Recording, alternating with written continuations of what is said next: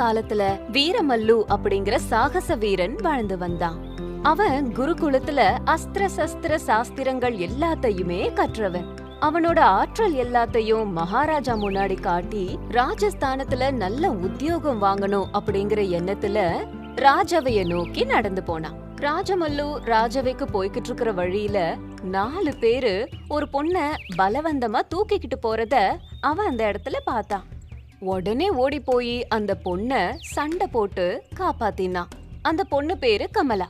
அந்த பொண்ணு ராஜவையில நல்ல பேரு வாங்கின வைர வியாபாரி தயாநிதியோட ஒரே ஒரு பொண்ணு. வீட்டுக்கு போனதும் அந்த பொண்ணு வீரமல்லுவ பத்தி ரொம்ப உயர்வா சொன்னான். அத கேட்டதும் தயாநிதி ரொம்ப சந்தோஷப்பட்டு, தம்பி, உன்ன மாதிரி தைரியசாலிகள் ரொம்ப குறைவு. உன் தைரியத்தை பார்த்து நான் பாராட்டுறேன்பா.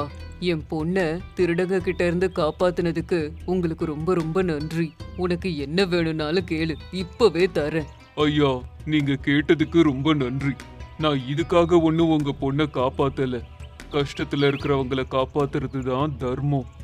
ரொம்ப சந்தோஷம் தம்பி. உங்களுக்கு ஏதாவது உதவி வேணும்னா தயங்காம என்ன கேளுங்க. ஐயா, மகாராஜா முன்னாடி என்னோட வீர தீரத்தை காட்டுறதுக்காக போய்கிட்டு இருக்கேன். உங்களால முடிஞ்சா அந்த விஷயத்துல எனக்கு உதவுங்க. வேற எதுவும் வேணாம். இப்படி 2 பேரும் இங்க பேசிக்கிட்டு இருக்கும்போது கமலா அப்பாவை வீட்டுக்குள்ள வரும்படி கூப்பிட்டான். அவரை எனக்கு ரொம்ப ரொம்ப பிடிச்சிருக்குது அப்பா. அவரை நான் மனப்பூர்வமா காதலிக்கிறேன். எங்க 2 பேருக்கும் திருமணம் செஞ்சு வைப்பீங்களா?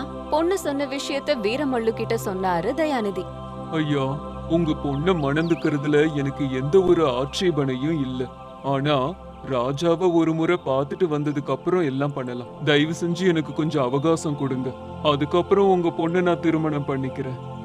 தயாநிதி அதுக்கு சரின்னு சொல்லி வீரமல்லுவ மகாராஜா கிட்ட அழைச்சிட்டு போனாரு. அங்க அவன் கேட்டபடி ராஜாவ சந்திக்க வச்சாரு. மகாராஜா வீரமல்லு கிட்ட, நடந்த எல்லாவற்றையும் கேட்டேன். தயாநிதி பொண்ண கல்யாணம் பண்ணிக்கிட்டு நீ சந்தோஷமா வாழலாமே. என்னோட தரிசனம் அவ்வளவு முக்கியமா உனக்கு? மகாராஜா, என்னோட வீர தீரத்தை உங்க முன்னாடி நிகழ்த்தி காட்டணுங்கிறதுக்காக தான் இங்க வந்தேன். ஆனா என்ன மாதிரி சாதாரண மாணவர்கள் உங்களை பார்க்க முடியாதே. அதுக்குதான் தயாநிதியோட உதவிய கேட்டேன். உன் வீரத்தை உடனடியாக பார்க்க வேண்டும் என்ற ஆவலாக உள்ளேன் அப்படின்னு அதுக்கு தேவையான ஏற்பாடுகளை செஞ்சாரு ராஜா. கத்தி சண்டையிலையும் மல்யுத்தத்திலையும் வீரமல்லுவ வெல்வதற்கு அந்த இடத்துல யாருமே இல்ல. அப்போ தயாநிதி வீரத்தோட நின்னுக்கிட்டு இருந்த வீரமல்லு கிட்ட போய், நீ சொன்னபடியே ராஜாவை சந்திச்சாச்சு. அவர் முன்னாடி உன் வீரத்தையும் நீ காமிச்சாச்சு. இப்ப என்னோட பொண்ண திருமணம் பண்ணிக்கிறதுல உனக்கு ஆட்சேபனை இல்ல இல்லையா? அப்போ மகாராஜா வீரமல்லு கிட்ட, ஆனா இந்த வீர தீரத்தை இன்னைக்கு இல்லனா நாளைக்கு கூட என்கிட்ட நீ காமிச்சிருக்கலாம். அதுக்காக கல்யாணத்துக்கு முன்னாடி ஏன் இப்படி பண்ண? மகாராஜா, தயாநிதி ஒரு வியாபாரி. நான் அவரோட பொண்ணை திருமணம் செய்து கொண்டேன்னா அவரோட வியாபாரத்தை கவனிச்சுக்க வேண்டி இருக்கும். என்னோட வித்தைகள் அங்க பயன்படாம இருக்கும். அதுல எனக்கு இஷ்டம் இல்ல. என் வீரத்தை உங்க முன்னாடி காட்டணும். என்னோட ஆற்றலை எப்படி பயன்படுத்தணும்னு நீங்க ஆலோசிப்பீங்க. ஒருவேளை என்னோட வீரம் உங்களுக்கு பிடிக்கலன்னா அப்பவே யுத்த வித்தைகள் எல்லாத்தையும் விட்டுட்டு ஒரு வியாபாரியா தயாநிதியோட இருப்பேன். வீரமல்லு பேசினத பார்த்து மகாராஜாவுக்கு அவனை ரொம்ப பிடிச்சிருச்சு. தயாநிதி, வீரமல்லுதான் உன்னுடைய மாப்பிள்ளை. ஆனால் திருமணத்திற்கு பிறகு அவன் என் சேனாதிபதி ஆவான். அவனது வீரம் நம் நாட்டிற்கு தேவை. மகாராஜா சொன்னதை கேட்டு தயாநிதியும் ரொம்ப சந்தோஷப்பட்டாரு. அதுக்கப்புறம் வீரமல்லு தயாநிதி பொண்ண திருமணம் செஞ்சுக்கிட்டான். அதுக்கப்புறம் எல்லார்கிட்டையும் வீராதி வீரன் அப்படிங்கிற பெயர் வாங்கினான். முன்பொரு காலத்துல அவந்தி தேசத்தை விசாலவர்மன்ங்கிறவ ஆட்சி செஞ்சுட்டு வந்தான். ஒரு நாள் அவரு தன்னோட தேசத்துல யாரும் பிச்சை எடுக்க கூடாது அப்படின்னு முடிவு பண்ணாரு. அதனால தேசத்துல இருந்த பிச்சைக்காரங்க எல்லாரையுமே மாத்தினாரு. ஒருவேளை யாராவது இறக்கப்பட்டு தானம் பண்ணா அவங்க கைகள் வெட்டப்பட்டு கடுமையான தண்டனையும் கிடைக்கும் அப்படின்னு உத்தரவு போட்டு எச்சரிச்சாரு. இது இப்படி இருக்கும்போது மாதவரம் அப்படிங்கிற கிராமத்துல மீனாட்சிங்கிற ஒரு ஏழை பொண்ணு இருந்தா. ஒரு நாள் மதிய வேளையில மீனாட்சி சமையல் செஞ்சுக்கிட்டு இருக்கும்போது ஒரு முனிவர் அங்க வந்து மீனாட்சியோட வீட்டு வாசல்ல மயங்கி விழுந்துட்டாரு. அத பார்த்த மீனாட்சி அந்த முனிவர் முகத்துல தண்ணி தெளிச்சு எழுப்பினா. மயக்கத்திலிருந்து எழுந்த முனிவர், அம்மா, என்னை எல்லாரும் வரத முனிவர்னு சொல்லுவாங்க. நான் தீர்த்த யாத்திரை செய்யறேன். தேசம் முழுக்க தெரிஞ்சுக்கிட்டு இருக்கேன். காட்டு வழியில சில திருடர்கள் வந்து என் கையில இருந்த பணத்தை கொள்ளையடிச்சிட்டாங்க. 3 நாளா எதுவுமே சாப்பிடல. இந்த தேச ராஜாவோட உத்தரவின்படி யார் வீட்ல யாசகம் கேட்டாலும் அவங்க யாரும் தரமாட்டேங்கிறாங்க. அதனாலதான் பசியில மயங்கி கீழே விழுந்துட்டேன் அப்படின்னு சொன்னாரு. ஐயா, இப்பதான் மதிய உணவு செஞ்சேன், இத உங்க வயிறார சாப்பிடுங்க அப்படின்னு சொன்னா மீனாட்சி. அம்மா, உனக்கு ரொம்ப நல்ல மனசு. அதனாலதான் உனக்குன்னு சமைச்ச பண்டங்களை எனக்கு தர. ஆனா இத நீ எனக்கு தானம் பண்ணேனா உனக்கு தண்டனை கிடைக்கும். அது மட்டும் இல்ல, ஈவி இறக்கம் இல்லாம உன்னோட கைகளையும் வெட்டுவாங்க. அதுல எனக்கு இஷ்டம் இல்ல அப்படின்னு சொன்னாரு. ஐயா, இதெல்லாம் நினைக்கிறதுக்கு இப்ப நேரம் இல்ல. முதல்ல உங்க உயிரை காப்பாத்துக்கோங்க. என் கை போனா பரவாயில்ல அப்படின்னு உணவை அந்த முனிவர்கிட்ட கொடுத்தா மீனாட்சி.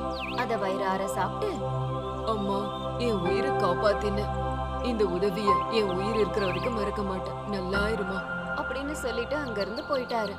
3 ரொட்டிகளை முனிவருக்கு தானமா கொடுத்ததை பார்த்த காவலாளிகள் மீனாட்சிய பிடிச்சு சபையில நிப்பாட்டினாங்க.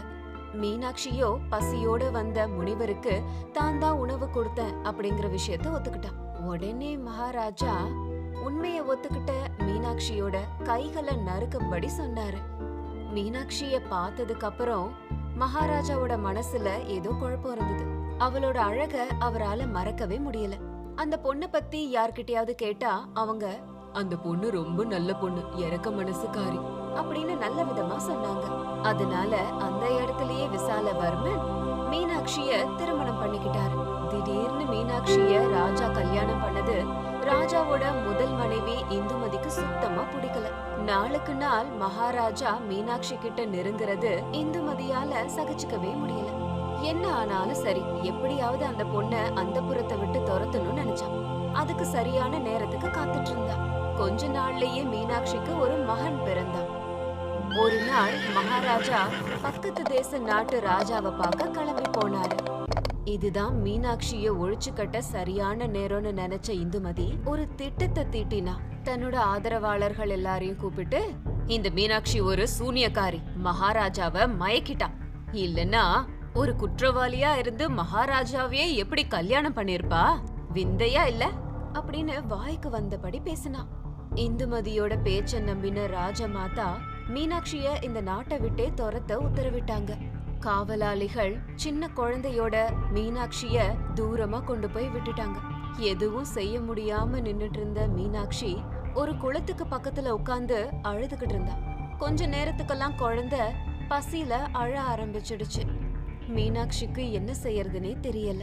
குறைஞ்சது தண்ணியாவது குடிக்கலான்னு சொல்லி குழந்தையோட தண்ணீர்ல இறங்கி தண்ணி குடிக்கலான்னு போகும்போது குழந்தைய தண்ணில போட்டுட்டா. இந்த வருத்தமும் தாங்க முடியாத மீனாட்சிக்கு இதயமே வெடிச்சிரும் போல இருந்தது. இந்த நேரத்துல அங்க அந்த முனிவர் வந்தாரு. அம்மா, எதுக்காக இப்படி அழுதுகிட்டு இருக்க? என்னாச்சு அப்படின்னு கேட்டாரு. ஐயா, என் குழந்தை தண்ணில போயிட்டான் அப்படின்னு அழுதுகிட்டே சொன்னா மீனாட்சி. அம்மா, அன்னைக்கு நீ எனக்கு உணவு கொடுத்து என் உயிரை நீ காப்பாத்தின. அதுக்கு பிரதிபலனா உனக்கு உதவி செய்யற நேரம் வந்திருக்கு. நான் பல வருடங்களா கடுமையான தவம் இருந்து சில சக்திகளை அடைஞ்சிருக்கேன்.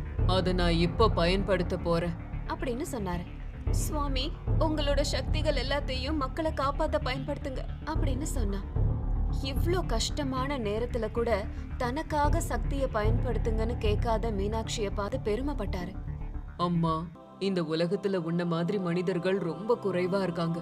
அன்னைக்கு நீ எனக்கு 3 ரொட்டிகளை கொடுத்த, அதனால நான் உனக்கு 3 வரங்களை தரேன் அப்படின்னு சொன்னாரு சாது. ஐயா, முதல்ல என் குழந்தைய காப்பாத்துங்க அப்படின்னு கேட்டா. உடனே முனிவர் ஏதோ மந்திரங்களை போட்டாரு. உடனே தண்ணிக்குள்ள இருந்த குழந்தை மீனாட்சியோட கைகளை வந்து சேர்ந்தது. குழந்தை கைய வந்து சேர்ந்ததும் மீனாட்சி சந்தோஷப்பட்டா. இன்னும் 2 வரங்கள் இருக்கு, கேளு அப்படின்னு சொன்னாரு சாது. சுவாமி, இனிமே எனக்கு எதுவுமே வேண்டாம். உங்களோட உதவியை நான் இந்த ஜென்மத்துல மறக்க மாட்டேன் அப்படின்னு சொன்னா மீனாட்சி. சுவாமி அதோட விடாம மீனாட்சியோட வெட்டப்பட்ட கைய திரும்பவும் வரவழைச்சாரு. அந்த நேரத்துல பக்கத்து ஊருக்கு போயிருந்த மகாராஜா திரும்பவும் வந்தாரு. மீனாட்சியும் குழந்தையும் அங்க இருந்ததை பார்த்து ஆச்சரியப்பட்டாரு. நடந்த எல்லாத்தையும் தெரிஞ்சுக்கிட்டாரு. இப்படிப்பட்ட குற்றத்தை இழைத்த இந்துமதிக்கு கடுமையான தண்டனை கொடுத்தாரு. அதுக்கப்புறமா மீனாட்சியையும் குழந்தையையும் மகாராஜா சந்தோஷமா பாத்துக்கிட்டாரு.